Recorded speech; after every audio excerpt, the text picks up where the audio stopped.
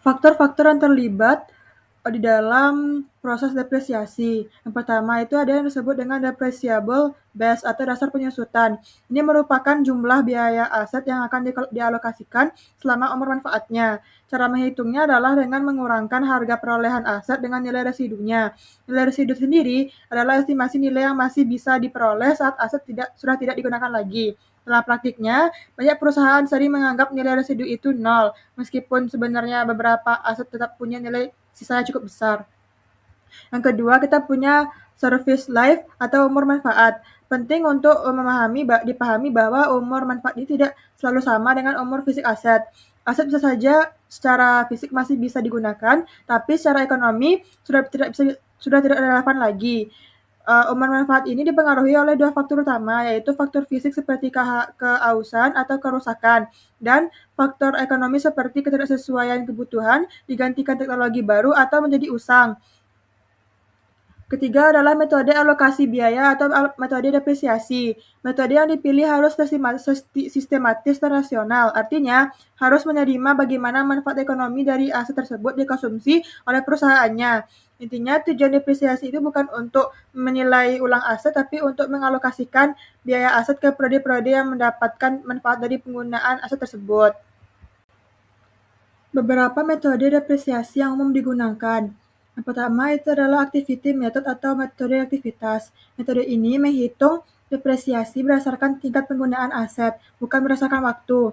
Jadi, semakin sering aset digunakan, maka beban depresiasinya juga semakin besar. Contohnya, jika kren digunakan selama 4.000 jam dalam total estimasi 30.000 jam, maka depresiasi dihitung proporsional terhadap penggunaan tersebut. Metode ini cocok untuk aset yang tingkat penggunaannya bisa diukur dengan jelas, tapi kurang cocok jika penurunan nilai lebih dipengaruhi oleh waktu daripada aktivitas. Metode kedua adalah straight line method. Ini adalah metode yang paling sederhana dan paling sering digunakan. Dalam metode ini, beban depresiasi setiap tahun jumlahnya sama. Perhitungannya cukup dengan membagi selisih antara harga perolehan dan nilai residu dengan umur manfaat. Metode ini cocok jika manfaat aset dianggap relatif konstan setiap periode. Tapi kelemahannya, metode ini mengasumsikan bahwa tingkat penggunaan dan biaya perawatan selalu sama, padahal dalam kenyataannya tidak selalu begitu. Metode ketiga adalah the diminishing charge method, yaitu metode percepatan depresiasi. Dalam metode ini, beban depresiasi lebih besar di awal dan semakin kecil di akhir. Alasannya karena aset biasanya lebih produktif di awal penggunaannya dan biaya perawatan cenderung meningkat di akhir. Ada dua jenis utama dalam metode ini. Yang pertama adalah sum of the years digit, di mana depresiasi dihitung berdasarkan pecahan umur aset yang menurun setiap tahun. Yang kedua adalah declining balance method, yang menggunakan persentase tetap dari nilai buku yang terus menurun. Dalam metode ini, depresiasi tidak langsung memperhitungkan nilai residu di awal, tapi akan berhenti saat nilai buku sudah mendekati nilai residu. Di sini saya akan membahas tentang penyusutan komponen atau komponen depreciation. Di sini IFRS itu mensyaratkan bahwa setiap bagian dari aset tetap yang memiliki biaya signifikan terhadap total biaya aset tersebut harus disusutkan secara terpisah. Berikut kriteria komponennya. Yang pertama, memiliki masa manfaat yang berbeda dengan aset induknya. Lalu yang kedua, memiliki pola konsumsi manfaat ekonomi yang berbeda. Lalu yang ketiga, yaitu nilai biaya material atau signifikan. Tujuan dari penyusutan aset itu yaitu untuk menghasilkan laporan beban penyusutan yang lebih akurat dan mencerminkan realitas penggunaan aset. Berikut ada logika penggantian. Yang pertama yaitu saat komponen diganti, nilai sisa komponen lama dihapus atau derecognition. Lalu yang kedua ada biaya komponen baru dikapitalisasi. Berikut ada contoh soal sesuai dengan e-booknya. Berikut ada 3 komponen. Yang pertama ada airframe. Komponen amount-nya sebesar 60 juta euro dengan umur pakainya selama 20 tahun. Lalu yang kedua ada engine komponen. Komponen amount-nya sebesar 32 juta euro dengan umur pakainya selama 8 tahun. Lalu yang ketiga ada outer komponen dengan komponen amount sebesar 8 juta euro. Umur pakainya selama 5 tahun. Lalu untuk mencari komponen depreciation-nya, Caranya yaitu komponen amount dibagi dengan use life atau umur pakai. Di sini yang pertama ada 60 juta euro dibagi dengan 20 tahun umur pakai, akhirnya komponen depreciation-nya menjadi 3 juta euro. Lalu yang kedua ada 32 juta euro dibagi dengan umur pakai 8 tahun sehingga menghasilkan depreciation sebesar 4 juta euro. Lalu yang ketiga ada 8 juta dibagi dengan umur pakai 5 tahun sehingga depreciation-nya menjadi 1.600.000 euro. Jika kita total semua komponen depreciation-nya itu sebesar 8.600.000 euro dan komponen amount-nya sebesar 100 juta. Lalu berikutnya pencatatan non-current asset. Di sini kan komponen amount airplane-nya sebesar 100 juta euro. Nah, itu dikurangkan dengan accumulated depreciation airplane-nya sebesar 8.600.000 sehingga total non-current asset-nya itu sebesar 91.400.000 euro. Selanjutnya kita memasuki pembahasan depreciation and partial periods, yang dimana ini konsep dasarnya itu aset yang jarang dibeli, tepatnya di awal tahun atau dijual di akhir tahun. Oleh karena itu, depresiasi ini perlu dihitung untuk periode sebagian atau partial period. Nah, cara perhitungannya sendiri itu yang pertama kita harus menghitung dulu depresiasi 1 tahun penuh, lalu akan diprorata yang disesuaikan dengan lama pemakaian dalam 1 tahun tersebut. Nah, proses ini dilakukan setiap tahun selama umur aset. Contohnya, harga asetnya itu $45.000, lalu umurnya itu 5 tahun, sehingga depresiasi tahunannya itu sebesar $9.000. Lalu dipakai 2/3 bulan, sehingga depresiasinya sebesar $5.000. Nah, metode selain straight line sendiri itu ada untuk metode yang dipercepat, misalnya sum of the years, digit, dan juga double declining balance, yang dimana ini tetap menggunakan prinsip prorata berdasarkan waktunya. Nah, alternatif kebijakannya yang secara praktis ini perusahaan bisa menyederhanakannya dengan tidak mencatat depresiasi di tahun pembelian, lalu untuk full di tahun penjualannya, dan kemudian menggunakan half years convention yang dimana setengah tahun di awal dan juga di akhir, atau full di awal dan tidak di akhir. Syaratnya harus konsisten digunakan. Bisa dilihat pada tabel yang pertama itu, ini merupakan perhitungan dengan dua metode tadi, yakni selain straight line, yakni sum of the years, dan juga double declining, yang dimana awalnya itu pada satu full year itu untuk sum itu hanya dikalikan biasa dengan 5/15, dan juga kalau untuk 2 full year itu berarti 4/15, kalau 3 berarti 3/15 dikalikan dengan $10.000 tadi. Lalu kalau untuk double declining itu dikali dengan 40%. Nah, depresiasinya masing-masingnya itu bisa dilihat dari 6/12 akan dikalikan dengan awal full year-nya, satu full year dengan 3.333. Begitu pula untuk yang double cleaning, 6/12 ini akan dikalikan dengan yang awal tadi, hasil dari 40% dikali $10.000, yang dimana menghasilkan 2.000 dari hasil perkalian 6/12 dikali 4.000, dan seterusnya. Lalu untuk tabel yang kedua ini merupakan contoh untuk perhitungan dari contoh tadi yang harga aset 45.000 atau mesin cost-nya. Nah, ini ada perhitungan setiap bulannya, setiap tahunnya pada tahun 2022 sampai 2027. Dan untuk bagian A ini untuk nomor 1 nearest fraction of year, ini untuk 2022 dihasilkan 5.000 dari mana? Dari 6,667/12 ini akan dikalikan dengan 9.000 sehingga menghasilkan 5.000. Begitu pula untuk yang B, 4.000 ini dari 5,333/12 dikali 9.000. Begitu pula seterusnya. Hubungan antara depresiasi dan penggantian aset tetap. Banyak orang punya kesalahpahaman bahwa depresiasi itu bisa menyediakan dana untuk mengganti aset. Tapi sebenarnya itu tidak benar. Depresiasi hanyalah beban akuntansi yang digunakan untuk mengalokasikan biaya aset selama umur manfaatnya. Depresiasi memang mengurangi laba bersih, tapi tidak melibatkan arus kas keluar. Jadi tidak ada uang yang benar-benar disisihkan hanya karena adanya depresiasi.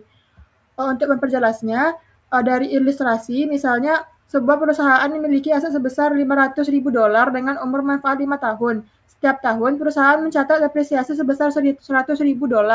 Tapi, jika perusahaan tersebut tidak menghasilkan pendapatan sama sekali selama 5 tahun, maka setiap tahun akan mengalami kerugian sebesar $100.000.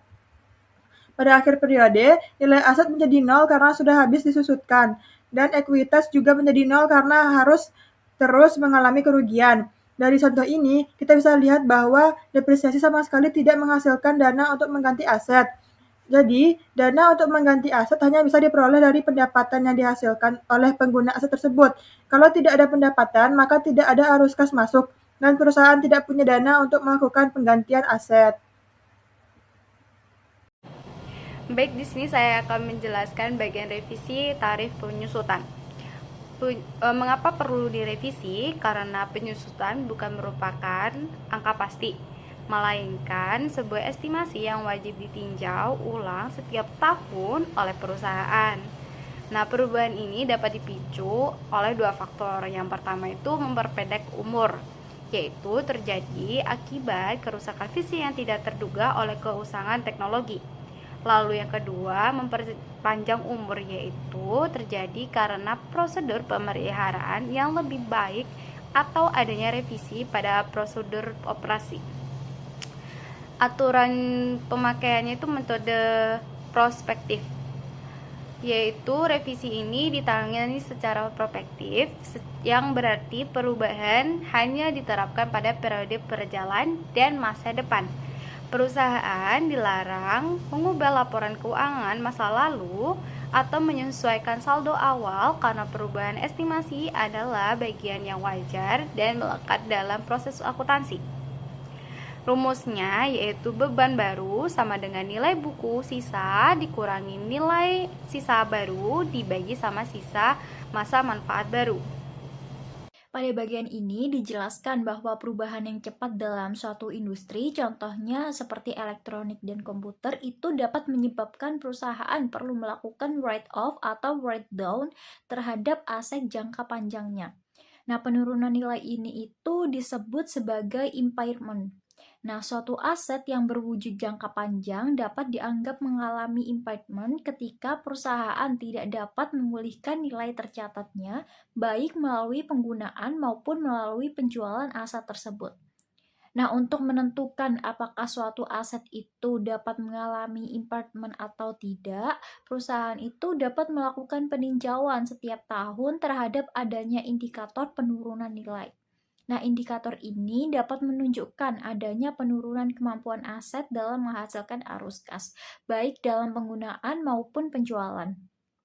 Peninjauan ini dapat mempertimbangkan sumber internal seperti perubahan kinerja serta sumber eksternal seperti perubahan dalam lingkungan bisnis atau regulasi. Nah, jika terdapat indikator impairment, maka perusahaan itu harus melakukan impairment test. Nah, uji ini itu dilakukan dengan membandingkan recoverable amount dengan carrying amount. Nah, recoverable amount itu dapat didefinisikan sebagai nilai yang lebih tinggi antara fair value less cost to sell dan value in use. Nah, fair value less cost to sell itu merupakan nilai yang dapat diperoleh dari penjualan aset setelah dikurangi biaya penjualan. Sedangkan value in use adalah nilai sekarang dari arus kas bersih yang diharapkan dari penggunaan aset di masa depan serta penjualannya di akhir umur manfaat. Nah, jika carrying amount itu lebih tinggi daripada recoverable amount, maka selisihnya itu diakui sebagai rugi impairment. Nah, namun sebaliknya, jika recoverable amount itu lebih tinggi dari carrying amount, maka tidak ada impairment yang akan dicatat. Nah, pada bagian ini dapat menunjukkan alur impairment test secara sistematis. Nah, proses ini dimulai dari menentukan carrying amount, yaitu ketika nilai buku aset. Nilai ini kemudian dapat dibandingkan dengan recoverable amount. Lalu selanjutnya recoverable amount ini ditentukan dengan memilih nilai mana yang lebih tinggi antara fair value less cost to sell dan value in use. Nah, setelah nilai tersebut diperoleh, barulah dapat dilakukan perbandingan dengan carrying amount. Nah, apabila recoverable amount ini lebih tinggi, maka aset itu dianggap masih layak dan tidak mengalami impairment. Sebaliknya nih, jika carrying amount itu lebih besar, maka selisihnya itu dapat dicatat sebagai rugi impairment. Nah, jadi bagian ini itu dapat menggambarkan proses pengambilan keputusan dalam menentukan ada atau tidaknya nih penurunan nilai terhadap suatu aset.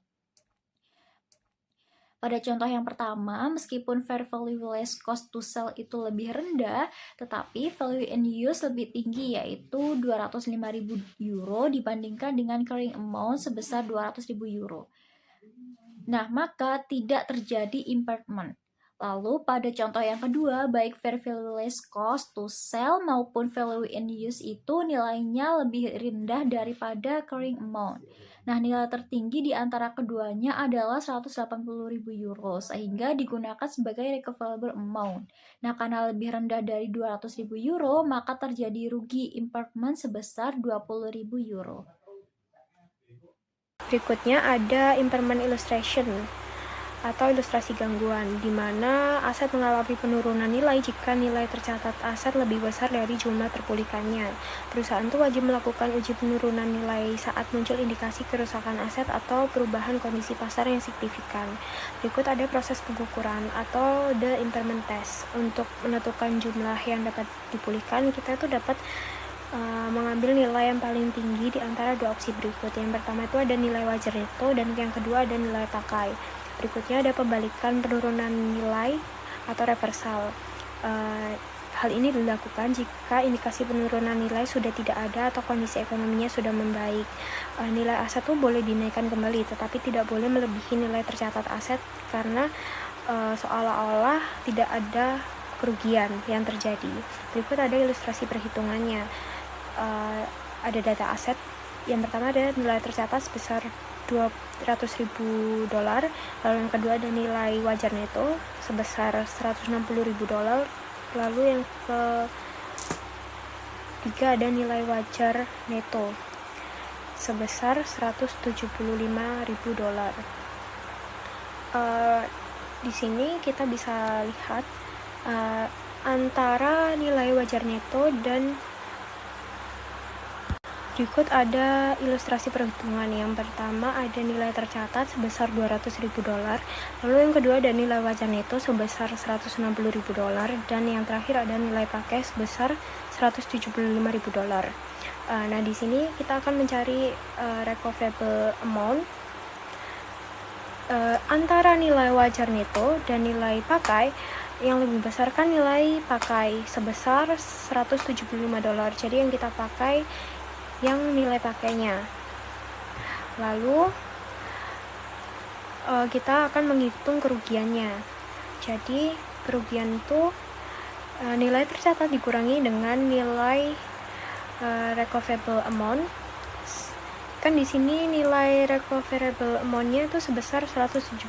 Berarti $200.000 dikurangi dengan $175.000, sehingga kerugiannya sebesar $25.000. Lalu berikut ada jurnal akuntansinya. Yang berada di debit itu kerugian penurunan nilai pada akumulasi penyusutan aset sejumlah $25.000. Selanjutnya, pemulihan kerugian penurunan nilai. Kapan pemulihan terjadi? Pemulihan dilakukan jika pada peninjauan tahun berikutnya nilai aset yang dapat dipulihkan ternyata lebih tinggi daripada nilai tercatatnya. Dalam kondisi ini, kerugian penurunan nilai yang dulu dicatat dapat dibalikan. Batasan pemulihan atau aturan plafon, ada batasan tegas dalam memulihkan nilai aset. Yang pertama, batas maksimal, yaitu nilai aset yang dipulihkan tidak boleh melebihi nilai buku yang seharusnya ada jika penurunan nilai tidak pernah terjadi di masa lalu. Alasannya karena hal ini untuk mencegah perusahaan mencatat aset di atas biaya historisnya. Nah, di sini ada contohnya. Jadi yang gambar pertama itu aset dibeli seharga 300.000 dengan masa manfaat 3 tahun. Nah, terus ada penyusunan normal yaitu 100 tahun per 100.000 per tahun. Nah, tanpa penurunan nilai tercatat pada akhir 2022 seharusnya 200.000. Lalu gambar yang kedua, pada akhir 2022 ditemukan kerugian penurunan nilai sebesar 20.000. Maka jumlah penurunan nilainya yaitu kerugian akibat penurunan nilai 20.000 atau loss on impairment. Lalu untuk yang dikredit yaitu accumulated description equipment sebesar 20.000.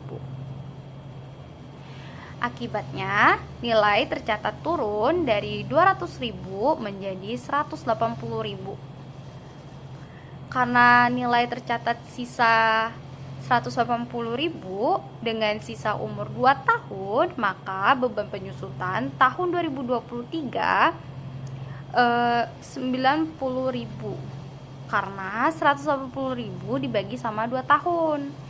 Pada akhir 2023 nilai tercatat aset menjadi 90.000.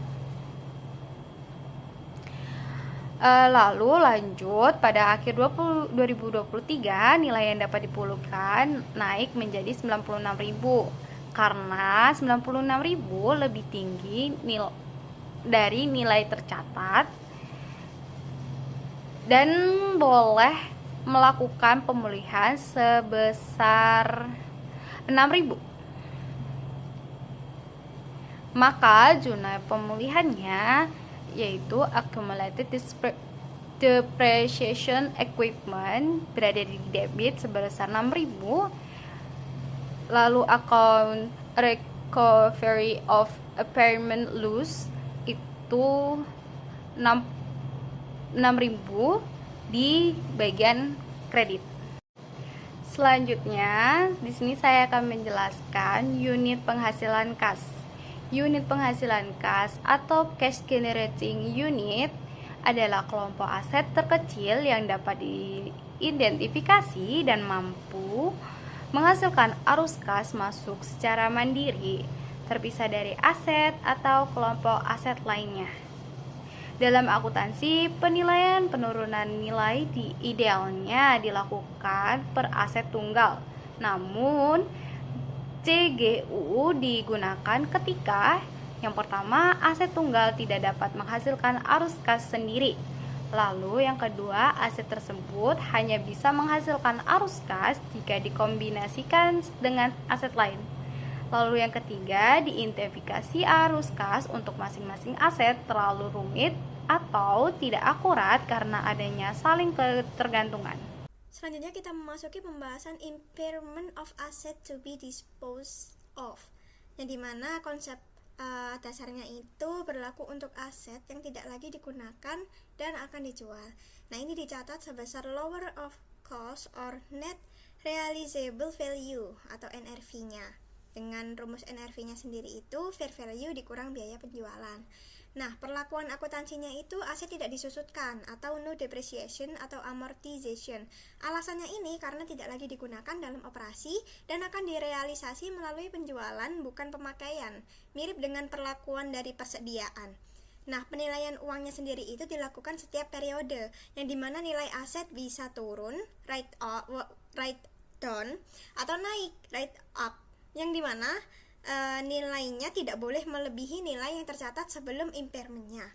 Lalu ada pelaporannya sendiri itu memiliki keuntungan atau kerugian yang akan dilaporkan di operating income, yakni pada bagian other income dan juga expense-nya. Nah, contoh kasusnya sendiri itu ada Kroger yang mencatat kerugian impairment sebesar 54 juta dolar yang disebabkan penutupan toko dan juga aset tidak lagi digunakan. Bisa dilihat dalam contoh gambar tabel tersebut atau flowchart tersebut yang menjelaskan yang dimana Ini merupakan alur dari uji impairment-nya. Apabila recoverable amount lebih kecil dari carrying amount, maka terjadi impairment-nya. Nah, selanjutnya perlakuannya dibedakan untuk aset yang masih digunakan. Untuk rugi impairment diakui dan aset tetap disusutkan dengan nilai yang baru. Sedangkan untuk aset yang akan dijual, ini akan dinilai berdasarkan nilai terendah antara cost dan juga net realizable value, serta tidak akan disusutkan. Depletion adalah proses alokasi biaya untuk sumber daya alam seperti minyak, gas, dan mineral ke dalam beban selama periode penggunaannya. Sumber daya ini sering disebut sebagai wasting asset karena akan habis saat digunakan dan tidak bisa digantikan kecuali melalui proses alami. Berbeda dengan aset tetap seperti mesin, sumber daya mineral ini benar-benar dikonsumsi secara fisik dan tidak mempertahankan bentuknya. Namun, secara konsep akuntansi, masalah yang dihadapi mirip, yaitu bagaimana menentukan biaya yang akan dialokasikan dan bagaimana cara mengalokasikannya. Untuk menentukan depletion base, ada 3 jenis biaya utama. Pertama adalah pre-exploratory cost, yaitu biaya sebelum perusahaan mendapatkan hak eksplorasi, seperti survei awal. Biaya ini biasanya langsung dibebankan karena sifatnya masih spekulatif. Kedua adalah exploratory dan evaluation cost, atau E&E cost. Ini mencakup biaya seperti pembelian hak eksplorasi, studi geologi, dan pengeboran. Dalam IFRS, perusahaan memiliki fleksibilitas untuk langsung membebankan biaya ini atau mengkapitalisasinya sementara. Di sini juga muncul dua pendekatan, yaitu full cost yang mengkapitalisasi semua biaya, dan successful effort yang hanya mengkapitalisasi biaya yang berhasil menemukan sumber daya. Ketiga adalah development cost, yaitu biaya setelah perusahaan memastikan bahwa sumber daya tersebut layak secara teknis dan ekonomis. Biaya ini dibagi menjadi tangible dan intangible. Biaya intangible seperti alat berat biasanya tidak dimasukkan ke dalam depletion, melainkan disusutkan. Sedangkan biaya intangible seperti sumur dan terowongan dimasukkan ke dalam depletion base. Selain itu, biaya pemulihan lingkungan atau restoration cost juga termasuk dalam depletion base. Sebagai catatan, depletion base itu dihitung dengan mengurangi biaya total dengan nilai residu, sama seperti pada aset lainnya. Tujuannya tetap sama, yaitu mencerminkan alokasi manfaat ekonomi secara tepat selama periode penggunaan. Nah, selanjutnya adalah menentukan bagaimana cara mengalokasikan biaya sumber daya mineral ke periode akuntansi, yang artinya biaya yang telah dikeluarkan itu tidak langsung dibebankan sekaligus, tetapi dapat dialokasikan dulu sesuai dengan seberapa besar penggunaannya. Nah, perusahaan itu umumnya dapat menggunakan metode unit of production atau cost depletion, yaitu metode yang didasarkan pada jumlah unit yang diekstraksi selama periode tertentu. Nah, dengan metode ini, depletion itu menjadi fungsi dari jumlah unit yang diambil nantinya. Nah, pada metode ini, total biaya sumber daya mineral dapat dikurang dengan nilai residu, kemudian dibagi dengan jumlah unit yang diperkirakan tersedia dalam deposit untuk memperoleh biaya per unit produksi. Nah, hasil perhitungan ini disebut sebagai depletion cost per unit. Nah, pada contoh soal tersebut, perusahaan dapat mengeluarkan berbagai biaya, contohnya seperti lease cost, exploration cost, dan intangible development cost, sehingga total biaya sebelum produksi dapat mencapai 1 juta euro. Perusahaan juga memperkirakan bahwa tambang tersebut akan menghasilkan sekitar 100.000 ons perak. Nah, berdasarkan data tersebut, terlebih dahulu nih kita hitung depletion cost per unitnya, seperti yang ditunjukkan dalam tabel berikut. Perhitungan tersebut dilakukan dengan membagi 1 juta euro dengan 100.000 ons sehingga diperoleh biaya sebesar 10 euro per ons. Perhitungan ini hanya untuk menentukan tarif depletion per unit. Selanjutnya, pada tahap berikutnya digunakan soal yang berbeda, yaitu ketika perusahaan benar-benar melakukan produksi. Misalnya, jika perusahaan itu mengekstraksi 25.000 ons pada tahun pertama, maka depletion untuk periode tersebut dihitung dengan mengalihkan jumlah unit yang diambil dengan biaya per unit, yaitu 25.000 dikalikan dengan 10 euro, sehingga menghasilkan 250.000 euro. Nah, untuk pencatatannya, perusahaan dapat mendebit akun inventory sebesar total depletion dalam periode tersebut dan mengkredit accumulation depreciation pencatatan Pencatatan ini bertujuan untuk mengurangi nilai tercatat dari sumber daya mineral. Nah, ketika inventory tersebut dijual, akun inventory akan dikredit. Sementara itu, bagian yang belum terjual akan tetap dicatat sebagai inventory dan dilaporkan sebagai aset lancar dalam suatu laporan posisi keuangan. Nah, dalam beberapa kondisi, perusahaan itu tidak menggunakan akun accumulated depletion, melainkan langsung mengkredit akun aset sumber daya mineral. Nah, dalam laporan posisi keuangan, aset tersebut disajikan sebesar biaya perolehan dikurangi accumulation depreciation seperti yang ditunjukkan pada ilustrasi, yaitu 1 juta euro dikurangi dengan 250.000 euro sehingga menghasilkan 750.000 euro. Di sini saya akan membahas tentang memperkirakan cadangan yang dapat dipulihkan. Perusahaan itu perlu mengubah estimasi cadangan yang dapat dipulihkan apabila terdapat informasi baru atau tersedianya proses produksi yang lebih canggih. Nah, estimasi sumber daya mineral seperti minyak, gas, dan logam langka itu menghadirkan tantangan terbesar karena sifatnya seringkali hanya berupa dugaan berdasarkan pengetahuan. Nah, penanganan masalah ini tuh dilakukan dengan prosedur yang sama seperti memperhitungkan perubahan estimasi masa manfaat pada pabrik dan peralatan. Nah, revisinya itu dilakukan secara prospektif dengan cara membagi biaya yang tersisa dengan estimasi baru atas cadangan yang dapat dipulihkan. Pendekatan prospektif ini tuh memiliki banyak kelebihan karena mampu mengakomodasikan estimasi cadangan yang sangat tidak pasti. Selanjutnya akan masuki pembahasan liquidating dividends. Nah, ini terjadi saat perusahaan membagikan dividen melebihi laba yang ditahan. Umumnya pada perusahaan dengan aset terbatas, misalnya tambang, dan sebagian dividen merupakan pengembalian modal atau return of capital. Nah, perlakuan akuntansinya sendiri itu harus dibedakan antara dividen dari laba atau retained earning-nya dan dengan dividen dari modal atau liquidating dividend. Bagian return-nya of capital sendiri itu dicatat dengan debit share premium, bukan dengan retained earnings. Contoh kasusnya sendiri itu ada total dividen sebesar 3 euro dan itu per sahamnya. Ini terdiri dari 1,65 euro dari retained earning dan juga 1,35 euro ini dari liquidating dividend atau return of capital, yang dimana perusahaan ini wajib menginformasikan pembagian ke pemegang sahamnya. Inti pentingnya yakni liquidating dividends itu sama dengan pengembalian investasi investor, bukan seluruhnya keuntungan dari perusahaannya. Pada tabel tersebut itu contoh jurnalnya. Ada retained earning dan juga share premium ordinary pada debit, yang dimana retained sebesar 1.650 dan share premium ordinary sebesar 1.350 dan total cashnya pada kredit sebesar 3 juta. Selanjutnya, di sini saya akan menjelaskan presentasi laporan keuangan. Persyaratan pengungkapan utama perusahaan yang bergerak di bidang sumber daya mineral seperti minyak dan gas wajib melaporkan 2 hal utama terkait biaya eksplorasi mereka. Yang pertama, kebijakan akuntansi, yaitu menjelaskan bagaimana perusahaan mengakui biaya eksplorasi tersebut, apakah langsung dianggap beban atau dicatat sebagai aset.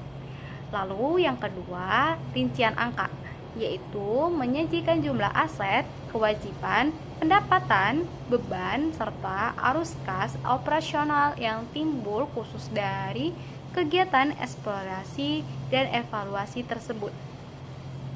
Berdasarkan cuplikan laporan keuangan yang di sebelah, adalah cara Tullow Oil menyajikan.